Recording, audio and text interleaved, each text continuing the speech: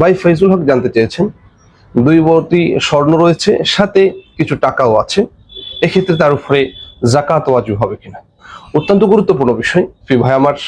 যে যদি 2 ভরি স্বর্ণ থাকে, আমরা জানি বর্তমান স্বর্ণের ভরির দাম যেটি আমরা বাজারে যাচাই করে দেখি, সেখানে দেখা যাচ্ছে 1 ভরি স্বর্ণ দাম প্রায় 2,45,000 টাকা। সেক্ষেত্রে রূপার 2 লক্ষ টাকা বা 52 তোলা রূপা 1,80,90,000 টাকা হলে হয়ে যাচ্ছেন।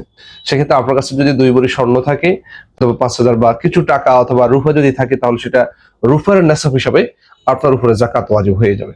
এভাবে যদি কারো কাছে বর্তমান সময় 1,85,90,000 টাকা থাকলেই তার উপরে কিন্তু যাকাত ওয়াজিব হচ্ছে।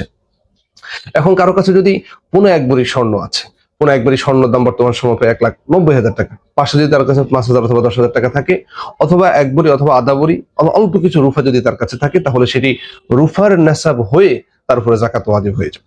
এই জন্য আমাদের যাদের ঘরে স্বর্ণ 1 ভরি অথবা 1 ভরি আছে, পাশাপাশি কিছু টাকাও আছে, তাহলে তার উপরে যাকাত ওয়াজিব হয়ে যাবে। আসসালামু আলাইকুম ওয়া রাহমাতুল্লাহি ওয়া বারাকাতুহু।